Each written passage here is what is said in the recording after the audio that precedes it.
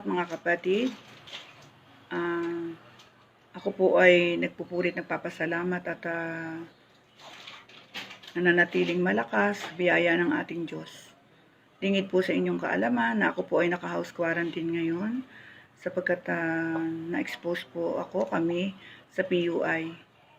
May PUI patient po kami nung nakaraan.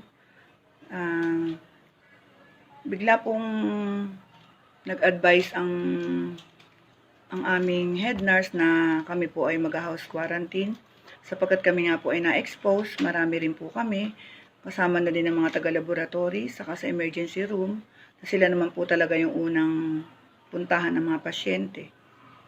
Hindi po naman kasi alam namin na yun ay may PUI, sapagkat ang sinabi niya ay siya ay naraspa. So, nung may nararamdaman na siya, nagpa-admit na siya sa amin, pero hindi po sa hospital namin siya naraspa. Sa totoo lamang po, may mga time na dumaan ako sa kinabahan ako, hindi lang po sa pasyente na yon. May nakaraan din po kami na nag-PUI na umabot din po sa hindi lang po akong kinabahan, madami din kami. Salamat po sa Diyos at yun po ay nag-negative. Natapos na po yan, ito na naman po uli kami.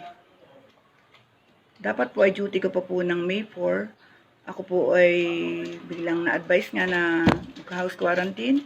Nag-start po ako nag-house quarantine ng May 3.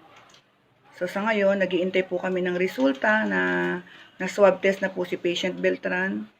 Although na-transfer na po siya na ibang hospital kung saan ginawa yung DNC niya o RASPA, doon po siya ipinabalik ng may-ari ng hospital kasi sapagkat doon naman po siya talaga unang na-admitted. So ganito po, nag-aantay po kami kaya po naka-house quarantine pa rin kami. Kaya po ako nanghingi ng panalangin sa inyo, hindi lamang po sa sarili ko, sa mga kasamang kong nurses, at saka sa iba pong mga taga-laboratory.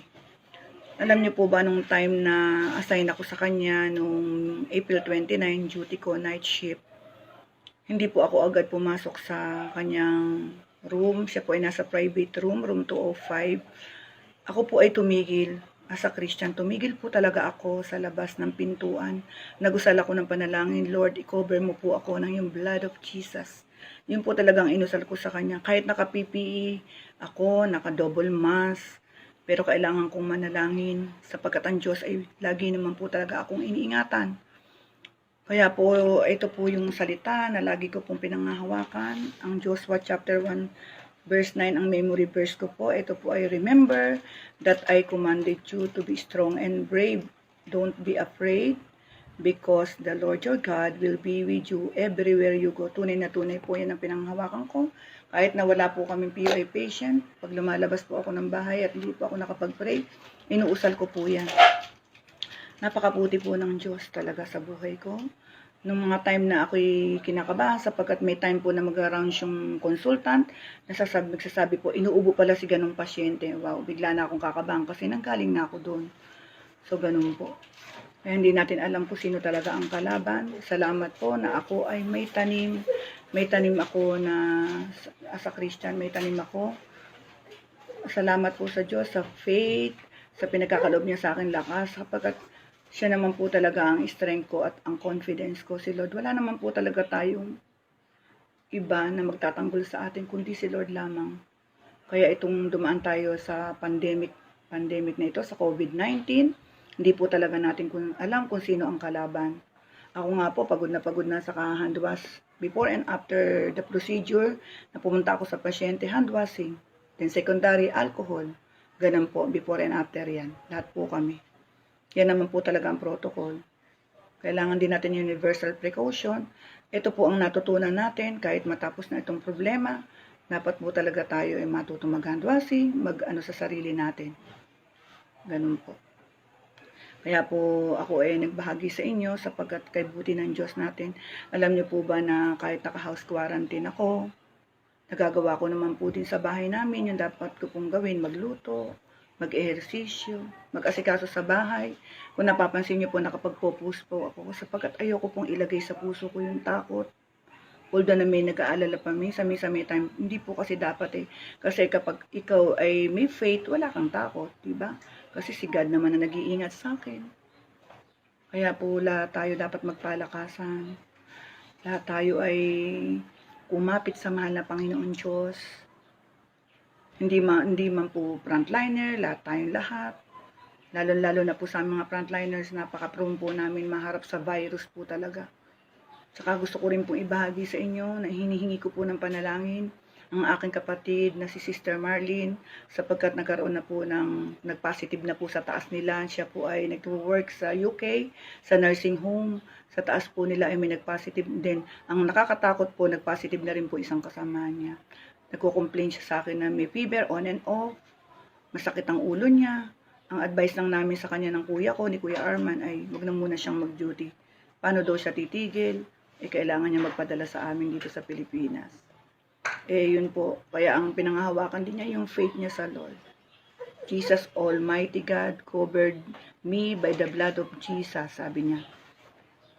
Ganon din po ako. Kaya po salamat po sa Diyos. Ako ay may tanim na ako po ay mananampalataya. Sapagkat dumarating din po minsan, di lang po sa PUI patient, na meron din po ako nasisiran na ipagpipray. Nagagawa ko rin po yun sa institution kung saan ako connected. Salamat po sa Diyos. May time akong magawa ko yun. Actually, bawal po kami magtagal sa isang pasyente sapagkat marami po kaming inaasikaso. Ang trabaho ko po sa Marian Hospital ay bed nurse. Ang bed nurse po hindi biro-biro, nasa akin ng medication, IV fluid, at hindi lang po may mga time na may monitoring patient kami. Nasa general ward po ako, OB ward, pedya, IM, internal medicine, yun nandun na po yung mga surgery, may mga post-op po kami na dapat asikasuhin. Ganun po, marami po talaga. Sa totoo lang po, biniyaya sa akin ng Diyos na makapagtrabaho sa hospital kahit may edad na ako. Dumaan ako sa proseso dyan, hindi basta ako nagtrabaho, pero sa biyaya po yan ng ating Diyos. During that time, hindi ko po alam na tataas ang BP ko, tumataas pa po yung BP ko. Salamat po sa biyaya ng Diyos, sa pagpapala niya sa akin. Controlled na po yung blood pressure ko. Ganun po. Maraming biyaya sa akin ng Diyos na dapat ko pong ipagpasalamat, na God is good all the time. Lagi niya po akong ginagabayan. Siya po ang nagbibigay ng wisdom kung ano ang mga gagawin ko sa buhay. Ngayon po, bilang naka-house quarantine, ang ginagawa ko po sa sarili ko, nag-start ako mag-house quarantine last May 3. Duty ko po dapat ng May 4. Nag-i-steam ako. Saka ako nag-gargle ng warm water with salt. Umiinom ako ng warm water with salt. Then po yung mga sinasabing maganda na po makakatulong. Pero ang higit sa lahat, dapat ang pananampalataya natin ay sa Diyos. Yun po. Ngayon po naka-house quarantine ako. May time akong magbasa may time din po ako magbasa ng Bible. Meron din akong time mag-devotion, mag-pray. Kaya dapat, siguro po pinagpahinga lang din po ako ng Lord. Pero hindi ibig sabihin, hindi okay, pero talagang hindi niya ako pababayaan. God is good all the time. Pinangahawakan ko sa mga prayer ko na ang pananampalataya ko nawa po ay mag-negative yung pasyente.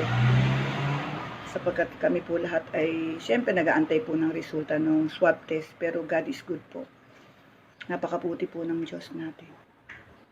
Sa biyaya niya, sa pag-iingat, sa mga pagpapala, marami po tayong natutunan sa ganitong sitwasyon na minsan napapaisip din po ako na ang hirap po pala ng lockdown, may gusto kang puntahan, di ka makaalis, limitado ang oras, paglabas mo naman, syempre, todo ingat. Pero sa totoo lang, bilang frontliner, syempre marami nag-advise, ingat, totoo po yun, dapat kami mag-ingat. Pero ang higit sa lahat, ang totoo po, ang Diyos ang nag-iingat sa atin. Ang puso natin, ang tinitingnan ng ating mahal na Panginoon Diyos, kung anong nilalaman ng ating puso, kung malinis yung ating puso. Saka siya, hindi naman tayo niya talaga pababayaan. Ito po yung time na talagang kailangang manalangin tayo. Panalangin, may pananampalataya, panalangin, may pasasalamat. Ganun. Ang panghawakan po natin ng salita niya at ang kanyang mga pangako sapagkat di naman niya tayo pababayaan. Hindi niya tayo iiwan, hindi niya tayo pababayaan ng ating Diyos. Kaya po lagi tayo po talagang magpasalamat sa Kanya.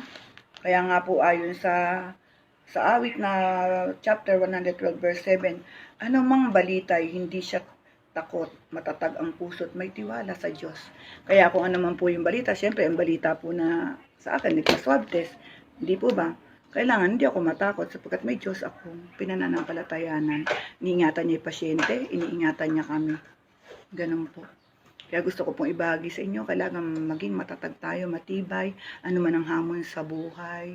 Ako po, marami na akong pinagdaanan. Ako po yung tahimik lang na tao, pero ako nangungusap sa Diyos, nananalangin. Lagi naman po siya talagang nagtatawid sa aking mga pinagdaanan sa buhay.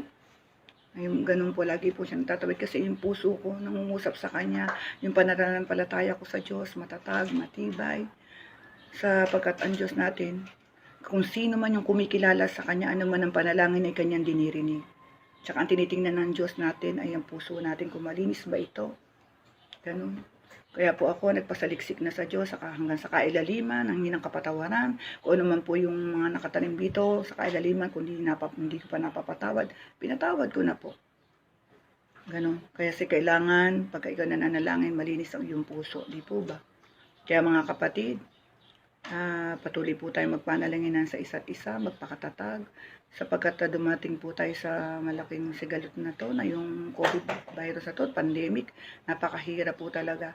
Pero ang higit natin ipagpasalamat sa Diyos, hindi tayo nagugutom. Katulad po namin, hindi kami rin sumasala sa oras, siguro lahat naman po tayo, sa biyaya ng Diyos, lagi tayong magpasalamat sa Kanya, sa mga pag-iingat niya sa atin. Hindi natin alam kung sino nga ang kalaban, pero laging nandyan ang cover and protection ni God para sa ating lahat. Ganun po. Kaya ako, bilang frontliner, dumaan po talaga ako sa kinabahan. At until now, ito nga po, ako nasa proseso po ng naka-house quarantine. Pero salamat po, tinanim po sa akin ng Diyos na pananampalataya na kailanman hindi niya ako pababayaan, hindi niya ako iiwan. Sapagkat siya ay may pangako sa atin talaga namang hindi niya tayo pababayaan, hindi niya tayo iiwan. Lalo na po tayo na kumikilala sa Kanya, may pananampalataya sa Kanya, kailanman po hindi niya tayo pababayaan. Matatapos din po ito, pero pag natapos to, lahat tayo natuto na. Natuto na tayo kung paano. Tsaka lalong tumibay yung pananampalataya natin, di po ba? Napansin niyo po ano? Kaya tayo ay magpakatatag sa ating buhay. Ganun po. Kaya ako po, nami-miss ko na po ang sumamba. Kaya nga po ako, may time na minsan, nakikita nyo rin po ako ng linggo, sapagkat nabibigyan po ako ng schedule na mag-off ng Sunday, ay ako natutuwa po. Kaya ako, salamat po sa panalangin niyo sa akin. Salamat po sa Diyos, sa katatagan, sa pananampalataya, na God is good all the time, God is with us, hindi niya tayo pababayaan. Laging ang cover and protection ni God ay nasa ating lahat. Salamat po sa Diyos. Salamat po. To God be the glory. Magandang umaga po. Patuloy niyo po ako ipanalangin. Salamat po. By the power of God, ay laging iniingatan tayo. Tayong lahat po. Hindi lamang po kami mga frontliner. Sa inarap po natin pandemic na ito, laging nasa atin ang cover and protection ni God. To God be the glory. Praise God po. And again, I miss you all. Kapag okay na po, at ako po ay gusto ko po magpa-schedule ng Sunday, ako po ay akit sa church. Thanks be to God. Salamat po sa Diyos, sa pangalan ng Ama, ng Anak at ng Espiritu Santo. Amen. God bless us all po. Amen.